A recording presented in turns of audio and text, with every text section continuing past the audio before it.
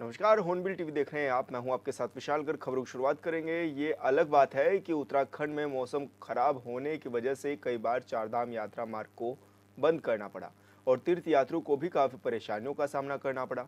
पर इसके बावजूद भी रिकॉर्ड संख्या में तीर्थयात्री चारधाम यात्रा में शामिल हो रहे हैं। गंगोत्री और यमुनोत्री धाम में 15 लाख से ज्यादा श्रद्धालु अब तक दर्शन कर चुके हैं।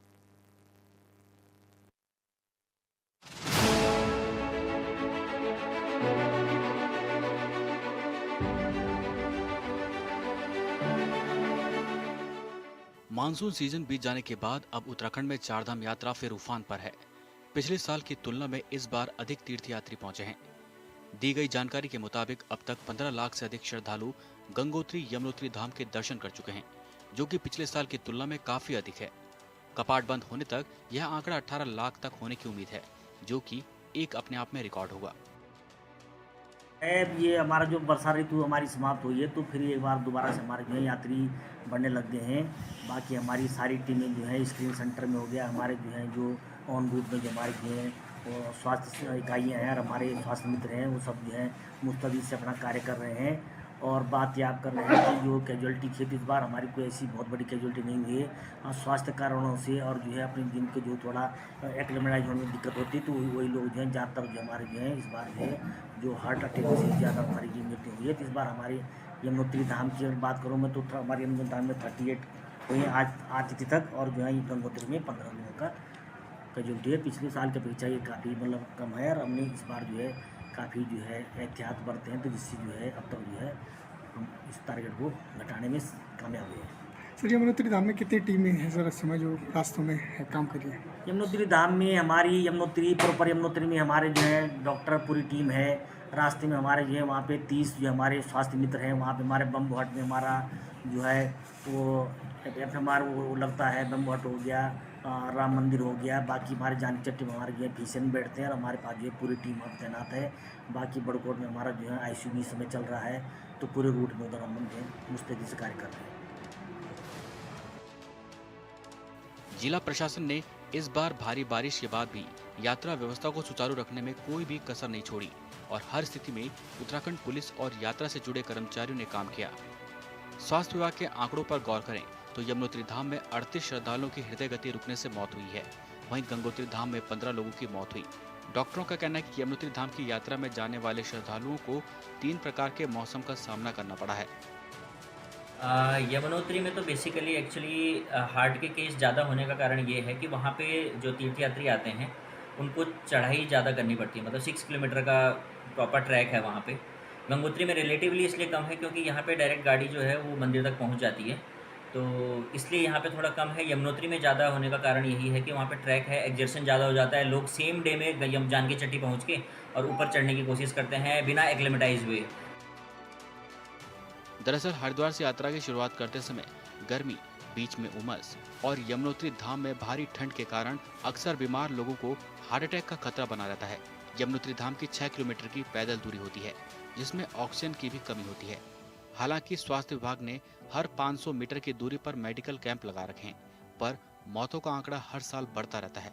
ऐसे में श्रद्धालुओं से अपील की जाती है कि पैदल दूरी तय करने में जल्दबाजी ना करें और डॉक्टरों की सलाह जरूर लें। मतलब सेम डे मैंने ये देखा है कि अधिकतर लोग जो है हरिद्वार से चलते हैं और हरिद्वार से चल के वो जानकी चट्टी पहुँच के और सीधे सेम डे में ऊपर चढ़ाई कर लेते हैं। तो ये भी एक प्रेसिपिटेटिंग फैक्टर होता है हार्ट के मरीजों में कि जिनको पहले अंडरलाइंग प्रॉब्लम रही हो, कोई कार्डिक हिस्ट्री रही हो, बीपी शुगर के पेशेंट रहे हों, और वो बिना एक्लेमेटाइज हुए ऊपर जर्नी शुरू करते हैं। तो यमुनोत्री धाम में ज़्यादा जो कार्डिक पेशेंट हैं उसका रीज़न तो यही बनता है। चारधाम यात्रा मौजूदा वक्त में जारी है। हजारों लाखों लोग चारधाम यात्रा में शामिल हो रहे हैं। उत्तरकाशी स्थित यमुनोत्री और गंगोत्री धाम में 15 लाख से ज्यादा तीर्थयात्री पहुंच चुके हैं और यह आंकड़ा 18 लाख पार करने की उम्मीद है, जो कि एक अपने आप में रिकॉर्ड होगा। उत्तरकाशी से हॉर्नबिल टीवी के लिए दीपक नौटियाल की रिपोर्ट।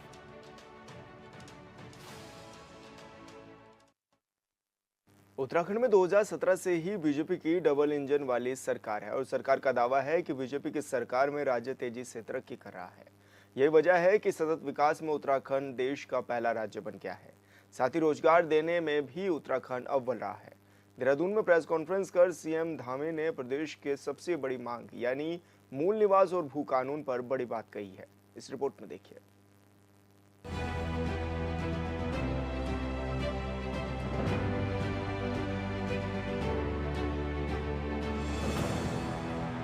राजधानी देहरादून में प्रदेश के मुख्यमंत्री पुष्कर सिंह धामी ने प्रेस कॉन्फ्रेंस की, जिसमें उन्होंने सरकार की उपलब्धियां गिनाई। उन्होंने कहा कि हाल के दिनों में उत्तराखंड ने कई उपलब्धियां हासिल की है। उन्होंने नीति आयोग की सतत विकास और बेरोजगारी दर का जिक्र कर पीएम मोदी की तारीफ की। विशेषकर इन दिनों बहुत सारे मामलों में हमारा राज्य उत्तराखंड अनेक मैं कहूँ कि उपलब्धियां हमको प्राप्त हो रही हैं। अभी कल ही जो बेरोजगारी दर हमारी घटी है, ऐसे कालखंड में जब सभी जगह थोड़ा ये चुनौती के रूप में लिया जा रहा है, ऐसे समय में 4.4 पॉइंट बेरोजगारी दर घटी है। सतत development goals, sustainable development goals को प्राप्त करने में हमारा राज्य पूरे देश के नीति आयोग के जो आंकड़े आए हैं उसमें पहले नंबर पर आया है। स्टार्टअप्स के क्षेत्र में भी हम लीडर्स की, अचीवर्स की श्रेणी में आ गए हैं, उसमें भी हमने अच्छा स्थान प्राप्त किया है। सीएम धामी ने कहा कि उत्तराखंड में मौजूदा कानून के मुताबिक नगर निकाय क्षेत्र से बाहर 250 वर्ग मीटर भूमि कोई भी बिना अनुमति के खरीद सकता है, लेकिन इसमें अब संशोधन किया जाएगा। उन्होंने कहा कि इस कानून के तहत कई लोगों ने अपने परिवार के अलग अलग सदस्यों के नाम पर कई भूखंड खरीदे हैं, लिहाजा ऐसी सभी जमीनों का विवरण तैयार किया जा रहा है और उनके बाद सख्त कार्रवाई की जाएगी। उत्तराखंड के अंदर एक कानून हमारे यहाँ पर प्रचलित है, उसमें जो नगर निकाय क्षेत्र से बाहर है, इसमें 250 वर्ग मीटर भूमि कोई भी बिना अनुमति के खरीद सकता है। एक ऐसा हमारे यहाँ पहले से इस प्रकार का प्रावधान बना हुआ है, लेकिन इसमें संज्ञान में आया है कि ये कानून बनने के बाद बहुत सारे लोगों ने अपने ही परिवार के अलग अलग नामों से कई सारे भूखंड खरीद लिए हैं, जो कि इन प्रावधानों को, जिन उद्देश्यों के साथ इसका प्रावधान किया गया था उसके अंतर्गत नहीं आता है। और हम ऐसी सभी ज़मीनें जो इस प्रकार से खरीदी गई हैं उनका हम विवरण तैयार करा रहे हैं और ऐसे लोगों के विरुद्ध सख्त कार्रवाई की जाएगी। इतना ही नहीं, सीएम धामी ने यह भी साफ कर दिया है कि जिन लोगों ने जिस उद्देश्य के साथ जमीन खरीदी है, अगर उस उद्देश्य पर काम नहीं किया गया होगा तो ऐसे लोगों पर भी कार्रवाई की जाएगी। बात चाहे पर्यटक की हो या फिर निवेश करने की मंशा हो या फिर व्यवसाय के लिए खरीदी गई जमीन हो, वैसे सभी लोगों पर सख्त कार्रवाई की जाएगी। जिस उद्देश्य से भूमियां खरीदी हैं, चाहे वो पर्यटन के लिए, उद्योग लगाने के लिए, निवेश करने के लिए या व्यावसायिक प्रयोजनों के लिए जिन्होंने भूमि खरीदी और उसके बाद उस भूमि का उन्होंने उस प्रयोजन के लिए उपयोग नहीं किया, ऐसी ज़मीनों का भी हम विवरण तैयार करा रहे हैं। और ऐसे लोगों के विरुद्ध भी जिन्होंने जिस प्रयोजन से भूमि खरीदी और उसका उपयोग नहीं किया, उनके खिलाफ भी सख्त कार्रवाई की जाएगी और ऐसी ज़मीनें भी राज्य सरकार में निहित की जाएंगी जो इन कानूनों के तहत जिस प्रयोजन के लिए ली गई थी, लेकिन वो प्रयोजन उन्होंने पूरा नहीं किया। प्रेस कॉन्फ्रेंस में सीएम धामी ने राज्यवासियों की सबसे बड़ी मांग पर भी बयान दिया। उन्होंने कहा कि राज्यवासियों को भरोसा दिलाना चाहता हूं कि मूल निवास की बात हो या फिर भू कानून की, सभी मुद्दों पर सरकार तेजी से काम कर रही है और अगले बजट सत्र के दौरान भू कानून लाने की पूरी कोशिश की जा रही है। सीएम ने कहा कि 2021 के बाद कई जटिल मुद्दों पर सरकार ने फैसला लिया और भू कानून पर भी बीजेपी की सरकार ही फैसला ले रही है। हमारी सरकार भू कानून है, मूल निवास है, जो ऐसे मुद्दे हैं, इन सभी मुद्दों को लेकर हम हमेशा से संवेदनशील रहे हैं।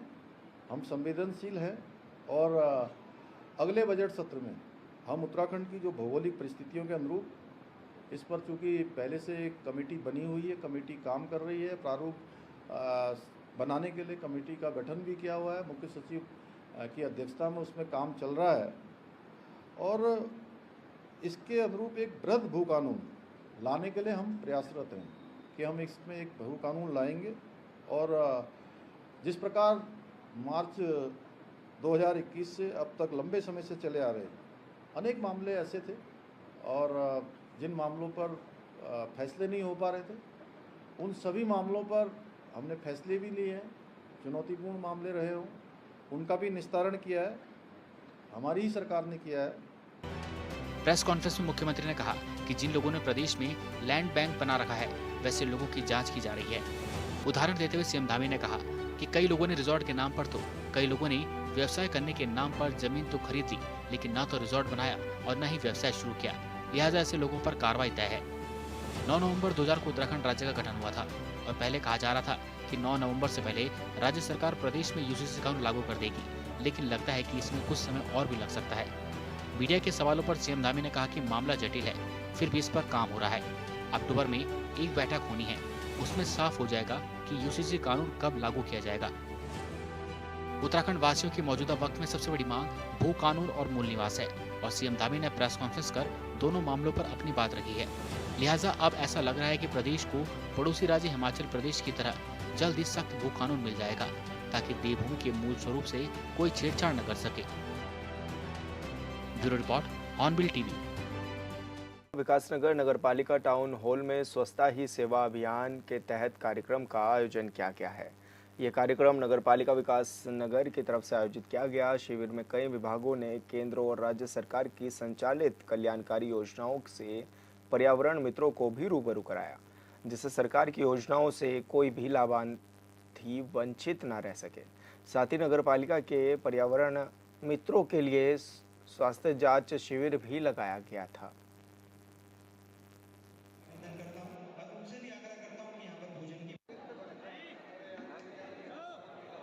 आज सफाई मित्र सुरक्षा शिविर कार्यक्रम का आयोजन यहाँ पर नगर पालिका के तत्वाधान में किया गया है।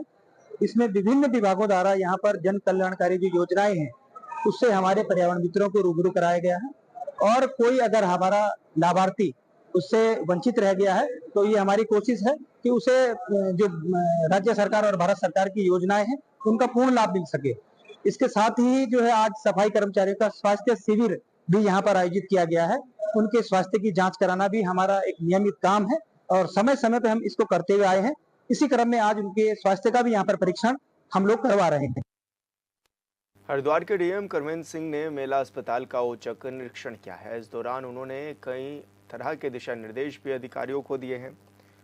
साथ ही उन्होंने general ward, operation theatre, ICU समेत अस्पताल के सभी विभागों का व्यवस्थाओं का जायजा भी लिया है।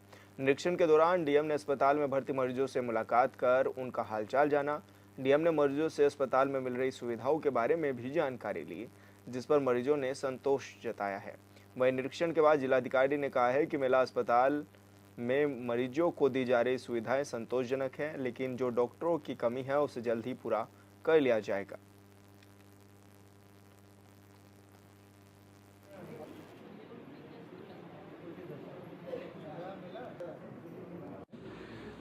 सभी वार्ड का निरीक्षण किया गया है, जो इनका ओटी है उसका भी निरीक्षण किया है, और जो यहाँ पे लोग एडमिट हैं उनसे भी बात की गई है। तो यहाँ की व्यवस्थाएं ठीक मिली हैं, साफ़ सफाई भी अच्छी मिली है, और स्पेशली हमने इनका जो जहाँ पे दवाएं रखी जाती हैं उसको देखा है। तो उसमें जो भी आवश्यक दवाएं हैं, जैसे कुत्ता काटने की दवा है या सांप काटने की दवा है, वो सारी दवाएं उपलब्ध हैं यहाँ पे, और कोई भी दवा एक्सपायरी की नहीं पाई गई है, और साफ़ सफाई की व्यवस्था भी ठीक है यहाँ पे, और आम पब्लिक से बात की गई तो वो लोग भी संतुष्ट पाए। पौड़ी पुलिस अवैध खनन करने वालों पर शिकंजा कस रही है। इसी क्रम में पौड़ी पुलिस ने खनन करने वाले लोगों पर कड़ी कार्रवाई की और इस दौरान 3 ट्रैक्टर ट्रॉलियों को सीज भी कर दिया। पुलिस ने बिना नंबर प्लेट की 3 ट्रैक्टर ट्रॉली सीज की हैं और अवैध खनन की रिपोर्ट उप जिलाधिकारी को भी सौंप दी है।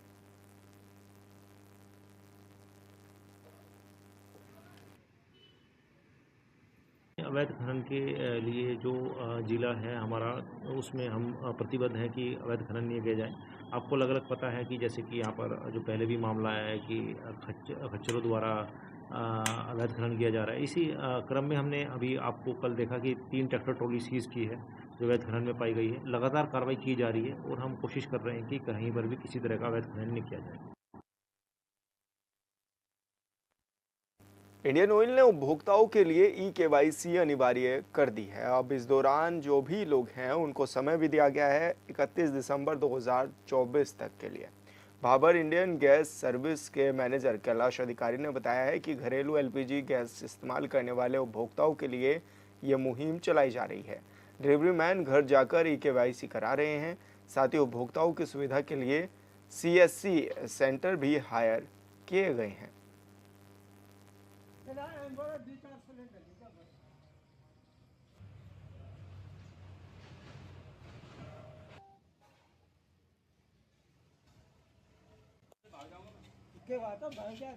भाबर गैस एजेंसी के समस्त उपभोक्ताओं को ये बताना चाहता हूँ कि आपकी सुरक्षा के लिए केंद्र सरकार के जो उपक्रम है इंडियन ऑयल द्वारा एक सुरक्षा के लिए ड्राइव चलाया जा रहा है, जिसमें आपके घर में आपकी रबर ट्यूब, आपके चूल्हे की, आपके सिलेंडर के इस्तेमाल करने की विधि को देखा जाएगा और एक रिपोर्ट बना के हमारा डिलीवरी मैन उसको अपलोड करेगा और जिसमें अधिकतम हमारा जोर है कि आप एक सुरक्षा की दृष्टि से जो पाइप है उसको सही तरीके से इस्तेमाल करें, अच्छी क्वालिटी की पाइप को इस्तेमाल करें। दूसरा है ई-केवाईसी, इलेक्ट्रॉनिक केवाईसी, जिसे बायोमेट्रिक भी कहते हैं। ये आँख की पुतली से और अंगूठे से, हाथ की उंगलियों से बायोमेट्रिक जो है हर आदमी की एक वेरिफिकेशन हो रहा है, जिसमें उपभोक्ता का होना जरूरी है। चमोली के बद्रीनाथ माना में एमबीटी चैलेंज 2024 साहसिक पर्यटन रैली का समापन हो गया है। 27 सितंबर वर्ल्ड टूरिज्म डे से शुरू हुए इस एडवेंचर इवेंट में स्थानीय बद्रीनाथ माना, पांडुकेश्वर, ईडीसी, बीकेटीसी, सेना, जीएमवीएन समेत अन्य राज्यों के सैकड़ों माउंटेन बाइकर और मोटर बाइकिंग के प्रतिभागियों ने भी हिस्सा लिया था। वहीं इस आयोजन में हिस्सा लेने के वाले बीकेटीसी के उपाध्यक्ष किशोर पवार ने बताया है कि करीब 17,500 फीट की ऊंचाई पर स्थित माना पास देवताल पहुंचने पर अद्भुत आनंद की अनुभूति भी हुई है।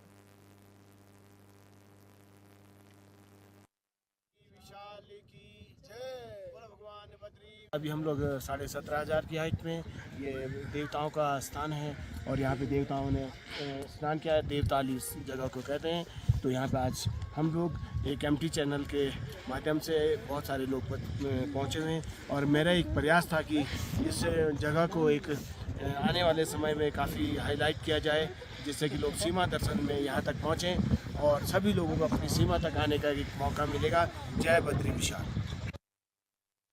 विकासनगर तहसीलदार से मिलने पहुंचे कुछ विशेष समुदाय के लोगों ने ये ज्ञापन तहसीलदार को राष्ट्रीय अल्पसंख्यक आयोग के नाम सौंपा है। लोगों ने विकासनगर क्षेत्र में बाहरी प्रदेश से आए लोगों के सत्यापन और सांप्रदायिक माहौल बिगाड़ने वाले अराजक तत्वों के खिलाफ जांच कर उचित कानूनी कार्रवाई करने की भी मांग की है। लोगों ने ज्ञापन में राष्ट्रीय अल्पसंख्यक आयोग से कमेटी गठित कर माहौल बिगाड़ने वालों पर कड़ी कार्रवाई की भी मांग की है।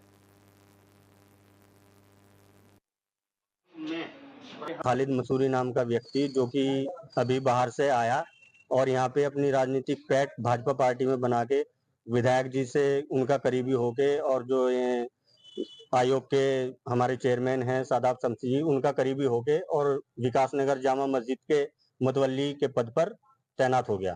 लेकिन जब उनका आपराधिक इतिहास निकला तो कल वो एक मामले में 15,000 के इनामी भगोड़ा घोषित होकर अरेस्ट हुए हैं। इसी संबंध में आज हम आए थे और इसके साथ साथ एक व्यक्ति राकेश उत्तराखंडी नाम का व्यक्ति है, उसके द्वारा भी यहाँ पे कई बार माहौल खराब किया गया है, हिंदू मुस्लिम करके, लव जिहाद करके। इस संबंध में हमने आज जो है ज्ञापन दिया है अपने अध्यक्ष जी को, राष्ट्रीय अध्यक्ष जी को, अल्पसंख्यक आयोग के एसडीएम महोदय। केंद्र सरकार स्टार्टअप के जरिए युवाओं को रोजगार देने की कोशिश कर रही है, जिससे कुछ हद तक युवाओं को फायदा भी मिल रहा है। उत्तराखंड सरकार भी इसे लेकर गंभीर दिखाई दे रही है। उत्तरकाशी में देवभूमि उद्यमिता योजना के तहत स्टार्टअप बूथ कैंप का आयोजन किया गया है, जिसमें सैकड़ों की संख्या में युवाओं ने प्रशिक्षण लिया और स्टार्टअप के बारे में जानकारी भी ली है।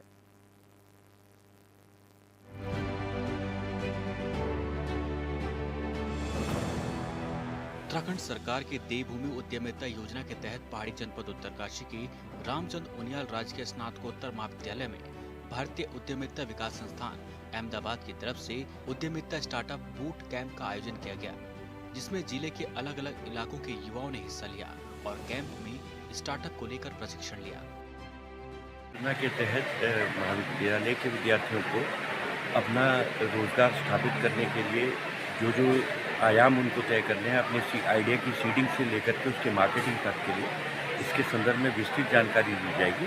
और जिसका आइडिया सीड अच्छा है, जिसका आइडिया को यहाँ पर स्वीकार किया जाता है, उसको पूरा आर्थिक सहयोग भी दिया जाएगा। जिस पिछले वर्ष हमारे महाविद्यालय से 2 विद्यार्थी हैं, उसमें अमित और रेखा, उनको 75,000 रुपये की सीड मनी EDII के द्वारा प्रदान की गई है और उनके रोजगार को एक्सेप्ट करके पेटेंट कराने की प्रक्रिया भी चालू है। मैं सबसे पहले देवभूमि उद्यमिता विकास योजना और EDII को धन्यवाद देना चाहूँगी, जिनके द्वारा हमें एक आइडिया पिच करने का मौका मिला और हमारा उसमें सिलेक्शन हुआ। और हमें इसके दौरान हमने बहुत सारी ट्रेनिंग्स की, बहुत सारे इंटरव्यू हुए, उसके द्वारा हमें 75,000 सीड फंड देने का मौका मिला। तो अभी हाल ही में ये अनाउंसमेंट हुआ है कि हमें 75,000 रुपये दिए जाएंगे। इसकी प्रोसेस अभी चल ही रही है। धन्यवाद। उच्च शिक्षा विभाग उत्तराखंड सरकार की इस महत्वाकांक्षी योजना से ग्रामीण क्षेत्रों के हाशिए पर पड़े सीमांत गांव के युवाओं को उद्यमशील बनकर स्वरोजगार के अवसर प्रदान किए जा रहे हैं। युवाओं के आइडिया लेकर उनके अंदर आत्मविश्वास जागृत कर उन्हें जमीन पर उतारने का काम किया जा रहा है, जिससे युवाओं में खुशी है। स्टार्टअप नीति 2023 लॉन्च की गई है, जिसके अंतर्गत ऐसे बच्चे, ऐसे युवाओं को लाभान्वित किया जाना है जो इनोवेशन की क्षेत्र में, नवाचार की क्षेत्र में कार्य कर रहे हैं। उन युवाओं को, उन बच्चों को हमारी तरफ से ये फ़ायदा है कि अगर वो स्टार्टअप के रूप में रिकॉग्नाइज होते हैं तो उन्हें 1 साल तक मासिक सहायता के रूप में 10,000 रुपये जनरल और महिलाओं और SC ST और दिव्यांग के लिए 15,000 रुपये की सहायता है। इसके अतिरिक्त उन्हें सीड फंड की भी व्यवस्था है। जनरल बच्चों के लिए उसमें 10 लाख रुपये और महिला SC ST और दिव्यांग के लिए 12.5 लाख रुपये की सहायता है।